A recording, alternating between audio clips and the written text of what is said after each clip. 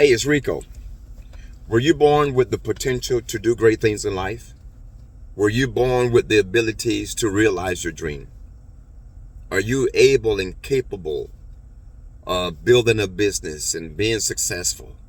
Are you capable of becoming rich and wealthy?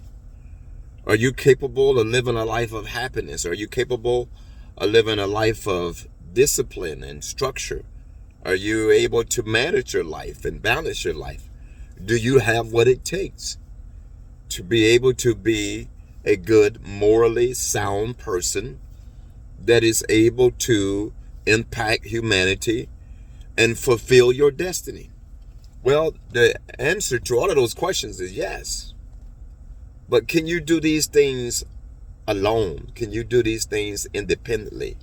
Can you do them without the aid, the help, the guidance, and the support of others? The answer is no, you can't. You can't do it by yourself. You see, everyone needs someone.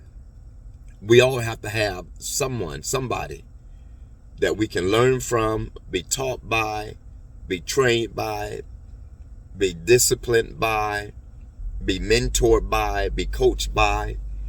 Whether it's your parent, whether it's an older sibling, whether it's a best friend, whether it's an employer, whether it's a mentor, a pastor, a life coach, a therapist, a psychiatrist, psychologist. We all have to have someone that we can glean from and learn from and get instructions and advice from. You see, although you were born with the ability to maximize your life and realize your dream, you can't do it by yourself. And this is the issue that we face. Most folk go through life burning themselves out, spending years, exhausting resources, wasting time, trying to do great things alone. And that's not how we're wired. That's not how humanity was created. That's not how the earth is designed. There's this word called network, and we're designed to network, which means to work together, to coercively create a bond and a workable system that benefits us all. And I realized in my own personal life, I have to have somebody to help me. I can't do it by myself. I've tried and I can't.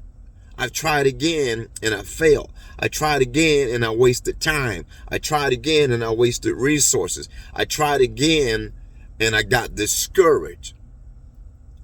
You don't want to get to the point where you get discouraged in trying. It's just that you have to change your system, change your mindset. You can't do this alone. Someone has to take you by the hand that has already been there, that has already done that. Someone has to show you the way. Someone has to teach you the principles. Someone has to show you how to not quit, how to not give up, how to not get discouraged and get depressed. Failure is a school teacher. Failure is a principle that is inevitable. Anytime you try something, you're going to fail. Someone has to fail, but failure is not permanent. Failure is not final. You learn from failure. Failure is like a set of stairs.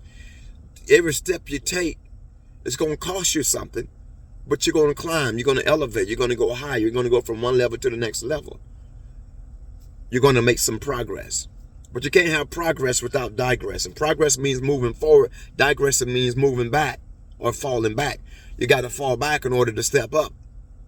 Your downfalls are something that is designed to help you to understand elevation. Your setback is nothing more than a setup for a comeback. But when you look out the window of your heart, searching this world to see what it is that you need to bring or to engraft into your life to make things work for you. When you focus through the eye of your mind, right? When you listen to that inner voice and when you connect with God or whoever your higher power is, you realize that there is information out there. There is a system that exists. There are some some tools that are readily available. There is some knowledge that is readily accessible. There is information available for you. And what you have to do is open up and let it in, receive it in. Now, some people want free help.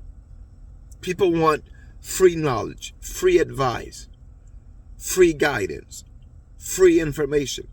And although there is a certain percentage of information, knowledge, and advice and tools that are free to you, the truth of the matter is that if it's going to matter in your life, if it's going to matter in your results, if it's going to matter in your decision making, if it's going to matter in your destiny, if it's going to matter in your business, in your dreams, in your relationships, in your career, in your ministry, if it's going to matter, if it's going to produce an effect, if it's going to produce and yield great results, then what's free is not the best. I'm telling you something.